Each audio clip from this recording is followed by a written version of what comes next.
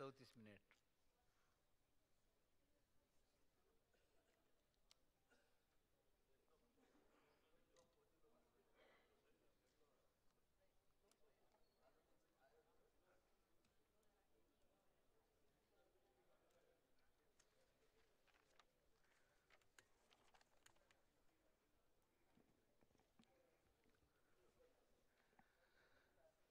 सम्मान्य सभामुख महोदय,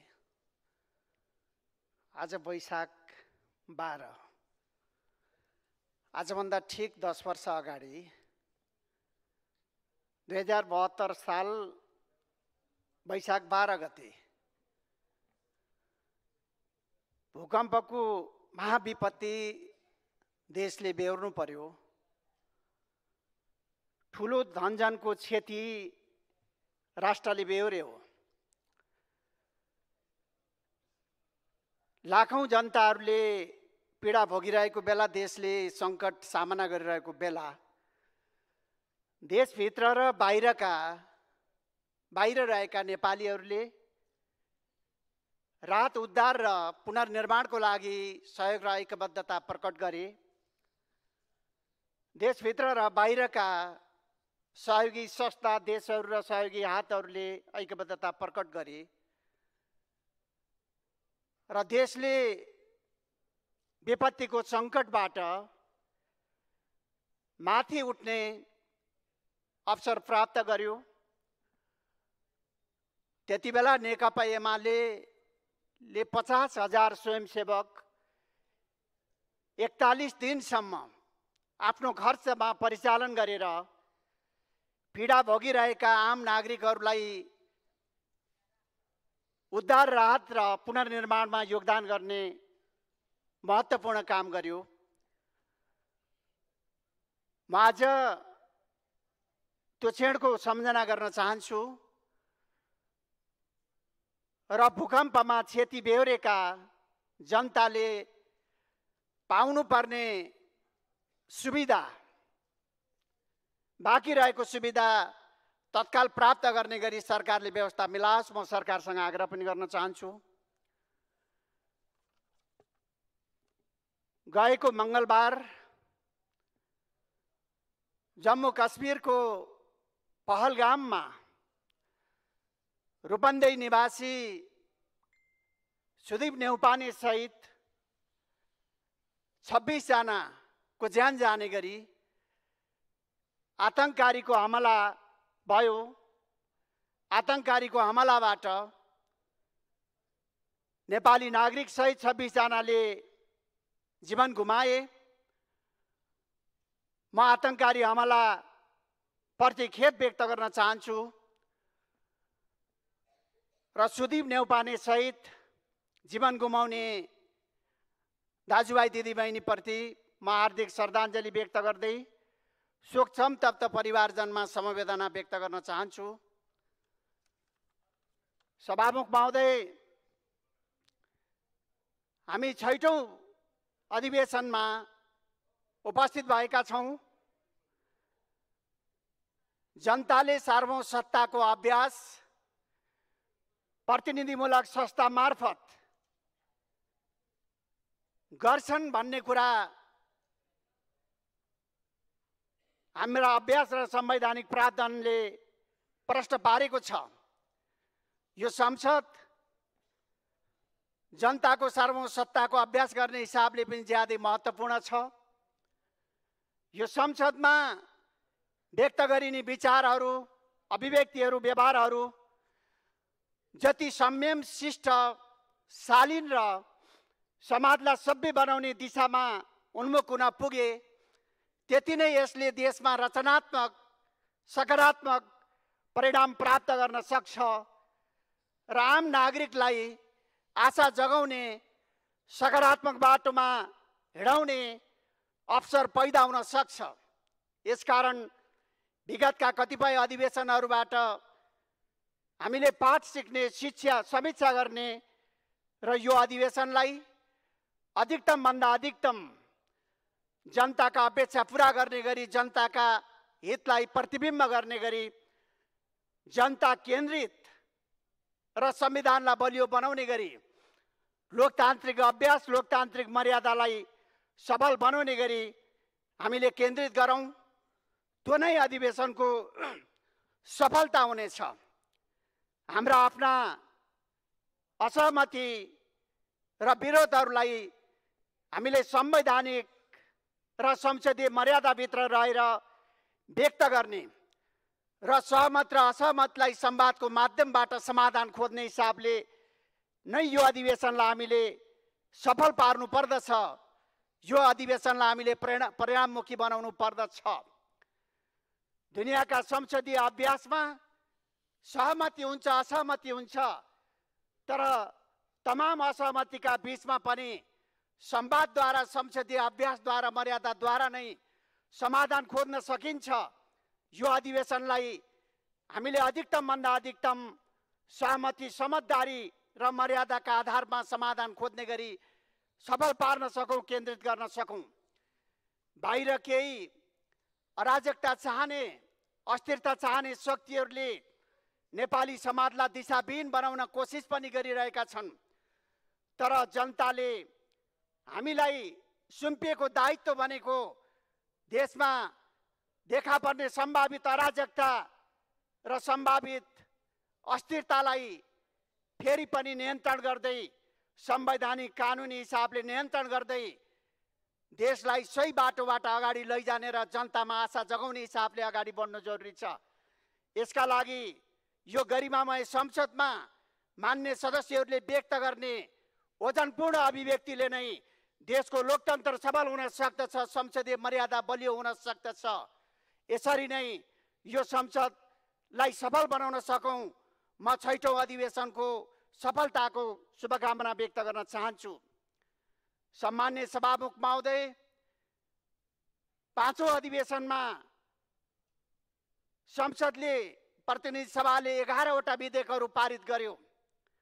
सम्मान्य प्रधानमन्त्री केपी ओलीको नेतृत्वमा सरकार बने यता एउटै अधिवेशनमा मात्रै पनि झन्डै विगतका 4वटा अधिवेशन बराबर नै 11वटा विधेयकहरू 5औं अधिवेशनले पारित गर्यो। यो अधिवेशनले संसदमा प्रक्रियामा रहेका विधेयकहरू र आउने विधेयकहरूलाई पारित गर्ने र यो बजेट अधिवेशन भएको कारणले सरकारको नीति कार्यक्रम, बजेट र जनताका मुद्दाहरूलाई संसदमा प्रतिबिम्ब गर्ने सन्दर्भमा समेत थप सफलता प्राप्त गरोस् भन्ने नै म शुभकामना व्यक्त गर्न चाहन्छु। हामीले लामो समयदेखि संसदीय अभ्यास गरेका छौँ।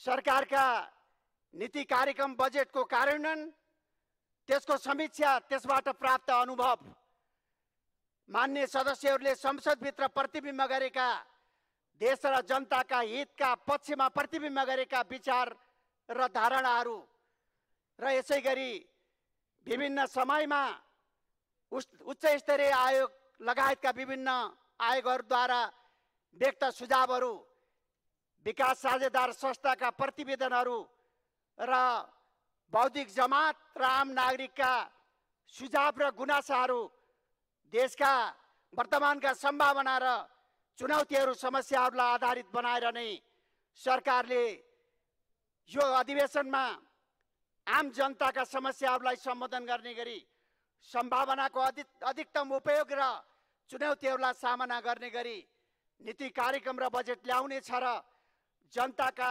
बीचमा आशा जगाउने छ। फेरि पनि उत्पन्न भएका अनेकन सङ्कटको समाधान लोकतान्त्रिक अभ्यासद्वारा नै, लोकतन्त्रले नै खोज्न सक्दछ भन्ने हिसाबले आशा जगाउने छ। म यो सदन समक्ष दलको तर्फबाट यही अपेक्षा राख्न चाहन्छु। सभामुख महोदय, हामीले 16औं योजना होस् वा विभिन्न आयोगका प्रतिवेदनहरू वा हाम्रा संसदीय अभ्यासका अनुभवहरू, सबैलाई हेर्दा नेपालको विकास प्रक्रियामा केही सवाल र चुनौतीहरू छन्। हामीले यी चुनौतीहरूलाई मध्यनजर गरेर नै आउँदा दिनहरूमा समाधान खोज्नु पर्नेछ, आउँदा दिनहरूमा हामीले निकास खोज्नु पर्नेछ। देशले निरन्तर न्यून आर्थिक वृद्धिको सामना गरिरहेको छ। सन् 1996 देखि 2006 सम्म सरदर 4% आर्थिक वृद्धि, 2007 देखि 2014 सम्म सरदर 4.6% आर्थिक वृद्धि र 2015 देखि 2023 सम्म सरदर 4.2% आर्थिक वृद्धि। देशले लामो समयदेखि यही प्रकारको न्यूनतम आर्थिक वृद्धिको सामना गरिरहेको छ। यसैगरी न्यून उत्पादन तथा उत्पादकत्वको कारणले खाद्य पदार्थमा समेत देश परनिर्भरतामा रहनुपर्ने अवस्था उत्पन्न भएको छ। उपभोगमुखी आयात, न्यून निर्यातको कारणले उच्च मात्रामा देशले लामो समयदेखि व्यापार घाटा बेहोरिरहेको छ। अन्तर्राष्ट्रिय आप्रवासनको हिसाबले हेर्ने हो भने सन् 1996 देखि 2023 सम्म 66 लाख नेपाली नागरिकहरूले नयाँ श्रम स्वीकृति लिए, यद्यपि केही फर्कने र जाने पनि क्रम जारी छ। शिक्षामा धेरै सुधार भएको छ। सरदर विद्यालय वर्ष 4 वर्षबाट 9 वर्षमा सुधार भएको छ। तर उत्पादनसँग नजोडिने शिक्षा प्रणाली आज हामीले सामना गरिरहेका छौँ र यसैगरी कमजोर स्वास्थ्य प्रणालीको कारणले सर्वसाधारण जनताको स्वास्थ्यमा पहुँच अपेक्षाकृत बढ्न सकिरहेको छैन। आन्तरिक बसाइसराईको अवस्था समेत पनि काहली लाग्दो छ। 2078 को जनगणनाले स्थायी आन्तरिक बसाइसराईको अवस्थालाई चित्रण गरेको छ। करिब 20% ले आन्तरिक बसाइसराई स्थायी रूपमा बसाइसराई गर्ने अवस्था र खास गरी काठमाडौँ उपत्यकाभित्र काठमाडौँमा 57% आन्तरिक बसाइसराईको अवस्थाको विद्यमानता छ। यसैगरी कमजोर श्रम उत्पादकत्वको अवस्था आज देशले सामना गरिरहेको छ। 80% श्रमिकहरू अहिले पनि अनौपचारिक क्षेत्रमै काम गर्न बाध्य भइरहेका छन्। कमजोर तहगत अन्तर सम्बन्धको अवस्था अहिले पनि विद्यमान छ। नयाँ संविधान आइसकेपछि देशले सङ्घीय अभ्यास गरिरहेको छ, तर तहगत समन्वयमा अहिले पनि समस्याहरू देखा परिरहेका छन्। सार्वजनिक खर्च र स्रोत परिचालनको अवस्थामा मेल खान सकिरहेको छैन। एकातिर सार्वजनिक खर्च दिन प्रतिदिन बढिरहेको छ, अर्कोतिर स्रोत परिचालनको अवस्था सीमित बनिरहेको विद्यमानता छ। त्यसैगरी न्यूनतम पुँजीगत विनियोजन र खर्च क्षमतामा जुन प्रकारको ह्रास देखा परिरहेको छ, यसले पूर्वाधार विकास र तीव्र विकासको जनआकांक्षालाई पुरा गर्न सकिरहेको छैन। सुशासनमा केही चुनौतीहरू अहिले पनि छन्। सुशासनमा खास गरी चुस्त सार्वजनिक प्रशासन, छरितो न्याय प्रणाली, निष्पक्ष र छरितो न्याय प्रणाली र जनताले सहज र सरल ढङ्गले सेवा प्राप्त गर्ने सवालमा अहिले पनि समस्याहरू देखा परिरहेका छन्। यसैगरी जलवायु परिवर्तन नयाँ सन्दर्भमा एउटा चुनौतीको रूपमा देखा परिरहेको छ। पृथ्वीको सतहको तापक्रम जुन प्रकारले बढिरहेको छ, जलवायु परिवर्तनमा जुन प्रकारका सङ्कटहरू देखा पर्दैछन्, आउँदा दिनहरूमा प्राकृतिक प्रकोप र आपतकालीन सेवाको सन्दर्भमा सरकारले गम्भीरता साथ सोच्नुपर्ने अवस्था समेत देखा परिरहेको छ। विकासशील मुलुकबाट हामी स्तर उन्नति गरिरहेका छौँ, तर विकासशील मुलुकबाट स्तर उन्नति गरिरहेको अवस्थामा देशले नयाँ प्रकारले तयारी गर्नुपर्ने अवस्था पनि छ। चाहे विशेष प्रकारको व्यापार सम्झौताको अवस्थामा होस्, चाहे निर्यात गन्तव्यको विविधीकरण वा निर्यात उत्पादन वस्तुको विविधीकरणको सवाल होस्, यसलाई समेत मध्यनजर गर्नुपर्ने छ। सहकारी क्षेत्रमा देखा परेका विकृतिको कारणले लाखौं जनताहरू अहिले पनि निक्षेपकर्ता जनताहरू सहकारीबाट पीडित बनिरहेका छन्। अहिले पनि उनीहरू मार खपिरहेका छन्। बजार प्रतिस्पर्धाको अवस्था कमजोर छ। यस्तो अवस्थामा देशले जुन ढङ्गले चुनौती सामना गरिरहेको छ, 2011 देखि 2023 को बीचमा विपेचनले 33%, 30% गरिबी निवारणमा सहयोग पुर्याएको छ। तर प्राप्त विपेचनलाई उत्पादन र रोजगारी सिर्जना गर्ने तहमा यसलाई लगानी गर्न नसक्दा केवल उपभोग्य वस्तुहरूमा मात्रै खर्च गर्ने प्रवृत्ति अहिले पनि कायमै छ। यी सबै सन्दर्भहरूलाई आउँदो नीति कार्यक्रमले मध्यनजर गर्नुपर्ने आवश्यकता छ। सभामुख महोदय, दोस्रो विश्वयुद्ध पछिको अवधिमा खास गरी दुनियाँभरि खुला बजार, खुला व्यापारको कारणले एक प्रकारले विश्व अन्तर्निर्भरताको विकासको अवस्थामा देखा पर्यो। विकसित राष्ट्रहरूले प्रविधि हस्तान्तरण गर्ने र सहयोग प्रदान गर्ने एउटा युगको रूपमा दोस्रो विश्वयुद्ध पछाडि विश्वले केही दशक पार गर्यो। तर यति बेला विश्वमा केही समस्याहरू देखा परेका छन्। विश्व अर्थव्यवस्थामा केही नयाँ प्रकारका सङ्कटहरू देखा परेका छन्।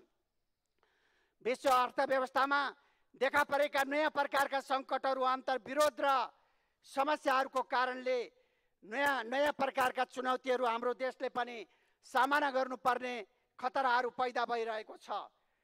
खास गरी विकसित, अति विकसित देशहरूको व्यापार युद्ध प्रतिस्पर्धाको होडले गर्दा हाम्रा जस्ता देशहरूले समेत केही प्रतिकूलताहरूको सामना गर्नुपर्ने अवस्था समेत पनि पैदा भएको छ।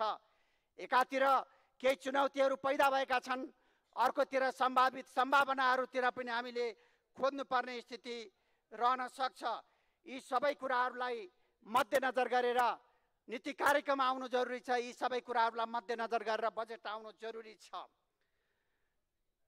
यो बजेट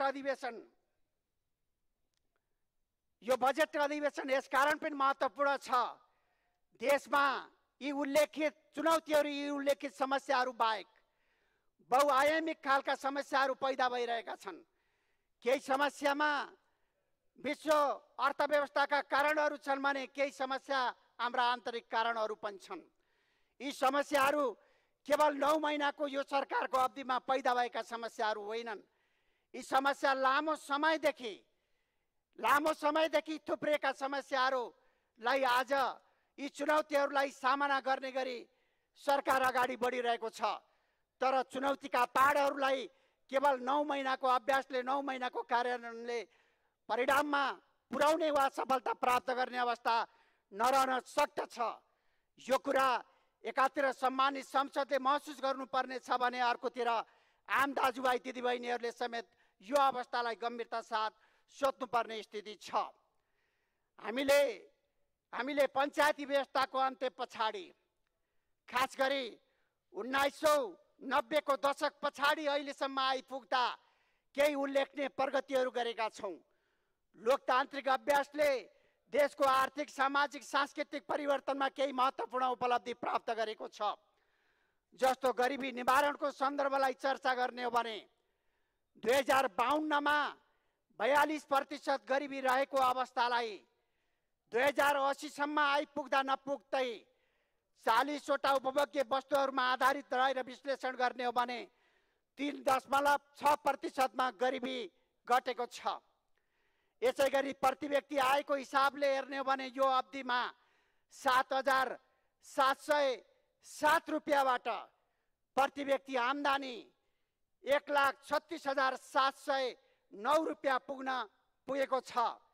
र यसै गरी विद्युत खपतको हिसाबले हेर्ने हो भने 2052 को आसपासमा वार्षिक प्रति व्यक्ति विद्युत खपत 34 किलोवाट घण्टाबाट यति बेला कम्तीमा वार्षिक प्रति व्यक्ति खपत 400 किलोवाट घण्टाको अवस्थामा हामी आइपुगेका छौँ। 2052 को आसपासमा 10% सबभन्दा गरिबीमा रहेका जनताको आय र 10% सबभन्दा बेसी आम्दानी गर्ने धनी व्यक्तिहरूको आयको असमानताको अवस्था 21% अन्तर थियो भने यस अवधिमा त्यो अन्तर घटेर 6% मा झरेको छ। केही अत्यन्तै महत्त्वपूर्ण सकारात्मक परिवर्तनहरू पनि भएका छन्। सन् 1990 मा 90देखि 2022 सन् 2022सम्म मानव विकास सूचकाङ्कको विश्लेषण गर्ने हो भने विश्वव्यापी रूपमा 23%ले मानव विकास सूचकाङ्कमा सकारात्मक परिवर्तन देखा परेको छ। त्यही अवधिमा दक्षिण एसियामा 44%ले सकारात्मक सुधार देखा परेको छ भने नेपालमा सोही अवधिमा 52%ले सकारात्मक सुधार देखा परेको छ। यसकारणले चाहे मानव विकास सूचकाङ्कमा होस्, चाहे जनताको जीवनमा होस्, चाहे विकास प्रक्रियामा होस्, सडक र भौतिक पूर्वाधारको हिसाबले हेर्ने हो भने पनि त्यस अवधिमा प्रति किलोमिटर 2500 नागरिक रहेको अवस्थाबाट यति बेला देशले प्रति किलोमिटर 300 नागरिकको अवस्थामा देशले प्रगति गरेको छ। यी सूचकाङ्कहरूले देशमा केही भएन भन्नेहरूलाई समेत पनि एउटा सन्देश त दिएको छ। तर पनि हामीले गम्भीरता साथ समीक्षा गर्नुपर्छ। लोकतन्त्र प्राप्त पछाडि यति धेरै जीवनमा परिवर्तन आयो, चाहे शिक्षामा होस्, स्वास्थ्यमा होस्, मानव अधिकारको अभ्यासमा होस् वा नागरिकहरूले आफ्ना अधिकारहरूलाई उपभोग गर्ने सन्दर्भमा होस्, पर्याप्त परिवर्तन आएको छ। अथवा नागरिकका आर्थिक, सामाजिक, सांस्कृतिक हिसाबले महत्त्वपूर्ण अधिकार, खास गरी खाद्य सुरक्षाको अधिकार, आवासको अधिकार, शिक्षाको अधिकार, स्वास्थ्यको अधिकार, रोजगारीको अधिकार लगायतका अधिकारहरूलाई संविधानमा मौलिक अधिकारमा राखेर सरकारले त्यसको कार्यान्वयनको लागि ऐन बनाउने र कार्यान्वयनका प्रक्रियाहरूलाई अगाडि बढाउने काम समेत गरेको छ। चाहे रोजगारीका कार्यक्रमको रूपमा होस्, चाहे जनता आवासका रूपमा होस्, प्रत्येक जनताले आवास प्राप्त गर्ने सन्दर्भमा होस्, चाहे माध्यमिक तहको सम्मको शिक्षालाई निःशुल्क अनिवार्य बनाउने सन्दर्भमा होस्, चाहे आधारभूत तहको स्वास्थ्यमा पहुँच बढाउने सन्दर्भमा होस्, सरकारले पर्याप्त भूमिका निर्वाह गरेको छ। वा यो अभ्यासले, लोकतन्त्रले पर्याप्त योगदान गरेको छ। तर पनि के कारणले अहिले पनि जनतामा निराशा पैदा भइरहेको छ, के कारणले असन्तुष्टि पैदा भइरहेको छ, के कारणले विरोधका स्वरहरू मौलाइरहेका छन्, यो सवालमा हामीले ठन्डा दिमागले गम्भीरता साथ समीक्षा गर्नुपर्दछ। ठन्डा दिमागले हामीले हाम्रा कमजोरीहरूलाई पहिचान गर्नु जरुरी छ। कहीँ कमजोरी रहेको छ भने ती कमजोरीहरूलाई आत्मसात गरेर सुधार गर्नुपर्ने छ। यसलाई फेरि पनि लोकतन्त्रले कमजोरीहरूलाई आत्मसात गरेर लोकतान्त्रिक अभ्यासद्वारा नै सच्याउन सक्दछ। तर आज केही कमजोरीहरूलाई औँलाएर अथवा जनताको अपेक्षा र विकास प्रक्रियाका बीचमा रहेको अन्तरलाई उछालेर फाइदा उठाउँदै आज केही अस्थिरता र अराजकता निम्ताउन चाहने शक्तिहरू, मुलुकलाई अराजकतातिर लैजान चाहने शक्तिहरू, प्रतिगमनतिर लैजान चाहने शक्तिहरू, अर्थात् जन्मसिद्ध शासकीय अधिकारलाई आदर्श मान्ने शक्तिहरू आज लोकतान्त्रिक अभ्यासको खिलाफमा आज हरकत गरिरहेका छन्। चाहे संविधानलाई कमजोर बनाउने सवालमा होस्, चाहे संवैधानिक अभ्यासलाई खोट लगाउने सवालमा होस्, चाहे नागरिकका अधिकारहरूलाई कमजोर बनाएर निरङ्कुशतातिर मुलुकलाई फर्काउने सवालमा होस्, आज केही शक्तिहरू, त्यस्ता प्रकारका केही तत्त्वहरूले प्रयत्न गरिरहेका छन्। सामान्य सभामुख महोदय, म सभामुख महोदय मार्फत भन्न चाहन्छु कि यो गरिमामय संसदमा हामी संविधानको पालना गर्ने, संविधानको कार्यान्वयन गर्ने, संविधानको मर्मलाई माथि उठाउने र संविधानको प्रभावकारी कार्यान्वयन मार्फत जनता र राष्ट्रका समस्याहरूलाई समाधान गर्ने, सम्बोधन गर्ने कसम खाएर हामी यहाँ आइरहेका छौँ। संसदभित्र संविधानको कसम खाएर आएर संविधानलाई कमजोर बनाउने छोट कुनै शक्तिलाई, कुनै ताकतलाई हुन सक्दैन। कसैले पनि संविधानमा कसम खाने तर संविधानलाई कमजोर बनाउने कसैले पनि यो अधिकार राख्दैन। जनताले हामी हरेक निर्वाचित व्यक्तिहरूलाई, हरेक दललाई फेरि पनि संविधानको मर्म र भावनाको कार्यान्वयन गर्दै देशलाई आर्थिक हिसाबले समृद्ध बनाउने, सामाजिक न्याय र सामाजिक सुरक्षा कार्यान्वयन गर्दै आधारभूत तहका जनताको जीवनलाई माथि उठाउने र उन्नत अति उन्नत स्तरको लोकतान्त्रिक अभ्यासलाई अगाडि बढाउने जिम्माका साथ हामीलाई यहाँ ल्याएका छन्। तर कसैलाई पनि यो प्रकारको जनादेशबाट, यो प्रकारको म्यान्डेटबाट दिशाहीन हुने त्यो प्रकारको अधिकार रहँदैन। गत 15 गते, खास गरी चैत्रको 15 गते प्रतिगामी हरकत गरियो। त्यो प्रतिगामी हरकत केवल विचारका आधारमा, केवल अभिव्यक्ति र असहमतिका आधारमा आफ्ना कुराहरूलाई राख्ने हिसाबले मात्रै गरिएन। त्यो 15 गतेको हरकत देशमा हिंसात्मक घटनाहरू घटाएर देशलाई अस्तव्यस्त बनाउने र संवैधानिक मर्यादालाई उल्लङ्घन गरेर देशमा अराजकता निम्ताउने हिसाबले कोसिस गरियो। म सम्मानित सदन समक्ष सरकारको ध्यान आकर्षण गर्न चाहन्छु। हिंसात्मक हरकतद्वारा देशमा अराजकता निम्ताउने, जनताको अधिकारलाई कमजोर बनाउने, जनताका संवैधानिक आकांक्षाहरूलाई फेरि पनि पछाडि धकेल्ने र जनताको समृद्धि र सामाजिक न्यायको चाहनालाई, प्रगतिको चाहनालाई माथि हमला गर्ने जुन प्रकारको प्रयत्न गरिएको छ, त्यस प्रकारको हरकतप्रति सरकारले किमार्थ पनि खुट्टा नकमाएर संवैधानिक र कानुनी दायराभित्र ल्याएर कारबाही गरिनु जरुरी छ। सरकारले त्यो प्रकारले अगाडि बढोस्। म सरकारलाई आग्रह गर्न चाहन्छु, म फेरि पनि जोड दिएर भन्न चाहन्छु कि कुनै पनि प्रकारको हरकतहरूको औचित्य रहँदैन। लोकतन्त्रमा सरकार बदल्ने, दलका नेता बदल्ने, दल बदल्ने, नेतृत्व बदल्ने अधिकार जनताले राख्दछन्। जनताले आफूले छानेका नेताहरूले, आफूले छानेका दलहरूले अपेक्षा गर्ने पुरा गरेनन् भने दललाई बदलेर नयाँ दल ल्याउन सक्दछन्। यस प्रकारको अभ्यासप्रति त जनताको कहिलेकाहीँ गुनासो प्राप्त हुने गर्छ, कहिलेकाहीँ जनताको असहमति प्राप्त हुने गर्छ। जनताको सर्वोच्चता, विधिको सर्वोच्चता भएको अवस्थाप्रति त जनताको कहिलेकाहीँ सुधारका अपेक्षाहरू बाहिर आउने गर्छन्। मत भिन्नता र असहमतिहरू जनताले व्यक्त गर्ने गर्छन्। तर जन्मदा साथ शासक बन्ने र नमर्दासम्म शासक बन्ने, मरेपछि फेरि उत्तराधिकारी स्वतः चयन हुने प्रक्रियाले के युवा पुस्ताको चाहनालाई सम्बोधन गर्न सक्छ? के परिवर्तनको चाहनालाई सम्बोधन गर्न सक्छ?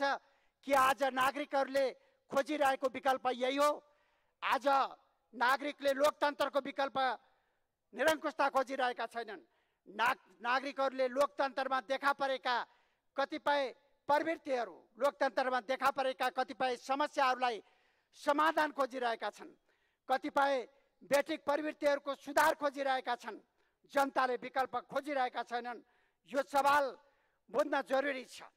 यो सवाल बुझियो भने मात्रै संविधान बलियो हुन सक्छ। यो सवाल बुझियो भने मात्रै लोकतान्त्रिक अभ्यासको बाटोबाट सही ढङ्गले अगाडि बढ्न सकिन्छ।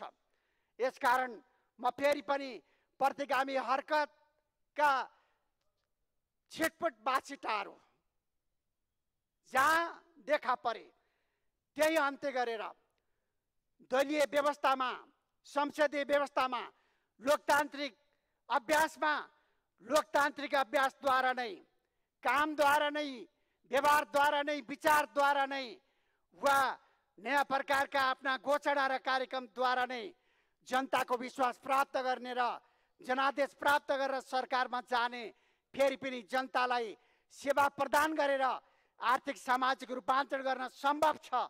अर्थात् यही संवैधानिक दायराभित्र रहेर नै सुधारका पर्याप्त गुन्जाइसहरू छन्। यदि संवैधानिक अभ्यासभित्र केही कमीहरू छन् भने संवैधानिक प्रक्रियाद्वारा नै संविधानको सुधार गर्न सक्दछौँ। संविधानको सुधारद्वारा नै संविधानलाई परिष्कृत गर्न सक्दछौँ। संविधानको सुधारद्वारा नै लोकतन्त्रलाई परिष्कृत गर्न सक्दछौँ भन्ने कुरामा सबै दलहरूले इमानका साथ, गम्भीरता साथ बोध गर्नु जरुरी छ। म यो सम्मानित सदनमा बेला बखतमा अलिकन बाटो बिराउन खोजेका, संविधानको कसम खाएर पनि बेला बखतमा कहिलेकाहीँ बाटो बिराएर खुट्टा आम्ता हाल्न खोजेका कतिपय दलहरू र मान्य सदस्यहरूको पनि म विनम्रतापूर्वक ध्यान आकर्षण गर्न चाहन्छु कि भविष्य संवैधानिक अभ्यासभित्रै छ, भविष्य लोकतान्त्रिक अभ्यासभित्रै छ, भविष्य फेरि पनि जनताको अपेक्षा र जनताको जनादेश भित्रै छ। यो कुरामा म ध्यान आकर्षण गर्न चाहन्छु। सभामुख महोदय, अहिले विश्वव्यापी रूपमा धेरै देशहरूमा, कैयन देशहरूमा लोकप्रियतावाद देखा परिरहेको छ, अतिवाद हाबी भइरहेको छ। लोकप्रियतावाद, जे कुरा बोल्दा लोकप्रिय भइन्छ त्यो प्रकारले अभिव्यक्ति दिने, बोल्ने, गर्न नपर्ने, बोल्ने गर्न नपर्ने, बोल्ने जवाबदेही बन्न नपर्ने, जिम्मा लिन नपर्ने, यस प्रकारका प्रवृत्तिहरू दुनियाँका धेरै ठाउँहरूमा देखा परेका छन्। दुनियाँका कैयन देशहरूमा लोकप्रियतावादका आधारमा कतिपय शासकहरू उदाएका पनि छन्, तर उनीहरूले जनताका बीचमा गरेका वाचाहरू पुरा गरेका घटनाहरू छैनन्। युक्रेन लगायतका कैयन देशहरूमा लोकप्रियतावादका आधारमा शासकहरू उदाए, तर राष्ट्रप्रति, जनताप्रति जवाबदेही भएनन्, जिम्मेवार भएनन् र देशलाई युद्धतिर हुमे। आज दुनियाँमा लोकप्रियतावादले गर्ने यही हो। लोकप्रियताको लागि जे पनि बोल्ने गर्छ, तर गर्न पर्दैन, जवाबदेही बन्न पर्दैन, जिम्मा लिन पर्दैन। आज नेपालको सन्दर्भमा पनि बोल्ने, मिडियामा प्रचारित हुने, तर गर्न नपर्ने, व्यवहारमा उतार्न नपर्ने, जे बोल्छौ गर्न नपर्ने, जे गर्छौ त्यो बोल्न नपर्ने, यो प्रकारको प्रवृत्ति देखा परेको छ। आज नेपाली समाजमा जुन प्रकारको लोकप्रियतावादले घर गरेको छ, यो एक प्रकारले भन्ने हो भने लोकतान्त्रिक अभ्यासको लागि एउटा चुनौतीको रूपमा देखा परेको छ। आज हाम्रो देशमा पनि अतिवाद देखा परेको छ। यो अतिवाद वा त्यो अतिवाद, अतिवादको रूपमा देखा परेको छ। तर सम्मानित सदन समक्ष म राख्न चाहन्छु कि चाहे लोकप्रियतावाद होस्, चाहे अतिवाद होस्, लोकप्रियतावाद र अतिवादमा को दुनियाँमा लामो आयु छैन। केही समय भुल्का आउन सक्छ, तर एउटा अभ्यासले नै लोकप्रियतावाद समाप्त हुन्छ, एउटा अभ्यासले नै अतिवाद समाप्त हुन्छ। आज नेपालको सन्दर्भमा देखा पर्ने अतिवाद र लोकप्रियतावादको आयु पनि लामो छैन। यसकारण हामी निराश बन्नु पर्दैन, तर हामीले लोकतान्त्रिक अभ्यासभित्र जनतालाई थप आशा जगाउने गरी, जनतामा नयाँ प्रकारको सन्देश दिने गरी दुनियाँको विकास जुन ढङ्गले तीव्र गतिमा अगाडि बढिरहेको छ, नेपालको विकासलाई दुनियाँको विकाससँगै अगाडि लैजाने गरी युवा पुस्ताले उत्पादन वृद्धि र रोजगारी सिर्जनाको जुन अपेक्षा राखेका छन्, आफ्नो भूमिमा, आफ्नो देशभित्रै रोजगारीका अवसरहरू सिर्जनाको अपेक्षा राखेका छन्, यसलाई पुरा गरेन नै अतिवाद र लोकप्रियतावादलाई हामीले समाप्त गर्नुपर्ने छ। यसतर्फ सरकारले समेत गम्भीरता साथ ध्यान दियोस्, म आग्रह गर्न चाहन्छु। शिक्षकहरूले आन्दोलन गर्नुभएको छ। शिक्षकका समस्याको बारेमा 75 सालमा, 78 सालमा, 80 सालमा 3 पटक सम्झौता भएको छ।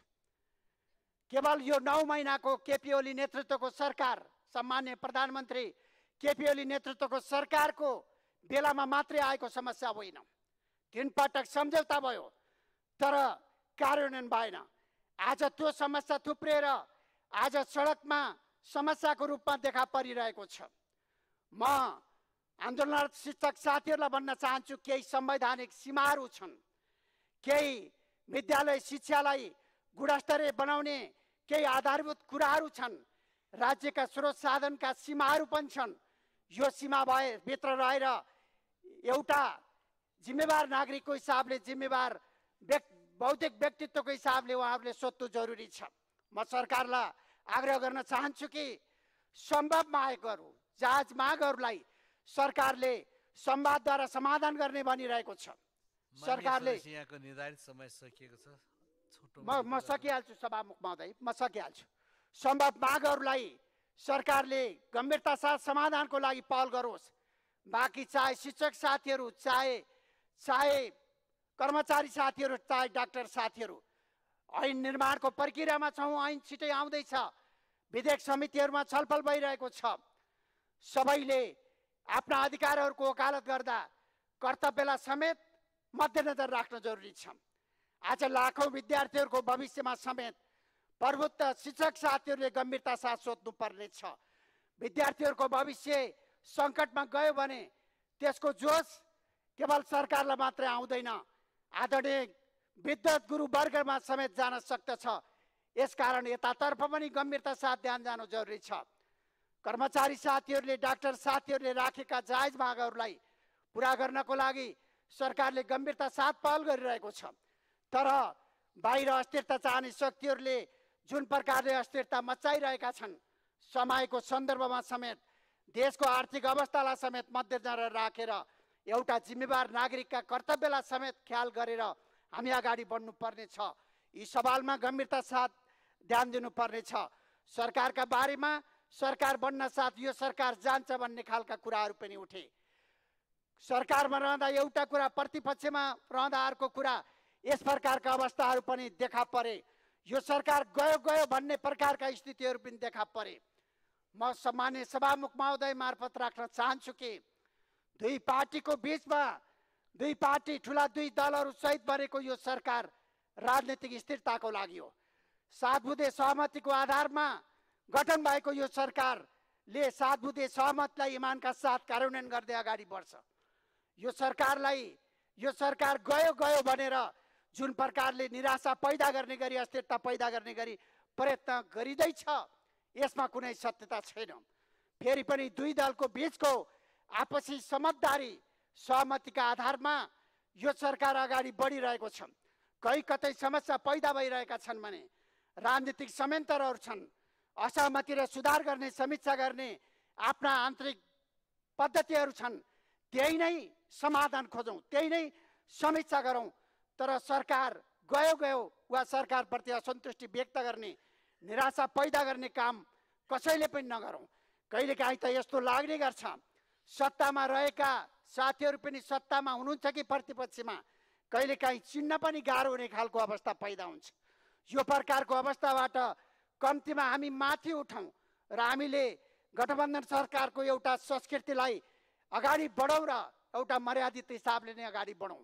म सरकारलाई, प्रतिपक्षले सरकार गयो गयो भन्ने, सरकारको तर्फबाट सरकार रहन्छ भन्ने यी दुईटै कुरालाई हामी छोडौँ। म सम्माननीय प्रधानमन्त्री केपी ओली नेतृत्वको यो सरकार रहने र जाने कुरा यो महत्त्वपूर्ण कुरा होइन। यो सरकार अजम्मरी छैन, एक दिन त जान्छ नै। 14-15 महिना पछि त म सके सभामुख महोदय, 14-15 महिना पछि त नेपाली कांग्रेसका सभापति शेरबहादुर देउपा ज्यूलाई हस्तान्तरण हुन्छ नै। तर सरकार गयो गयो, सरकार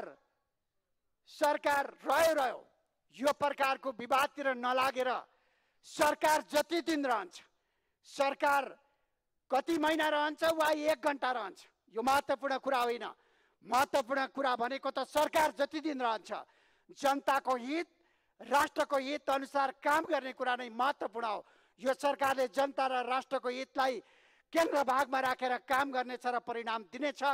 म यो सदनमा यही अपेक्षाका साथ यो 6औं अधिवेशन सफलताको हार्दिक शुभकामना व्यक्त गर्न चाहन्छु। धन्यवाद।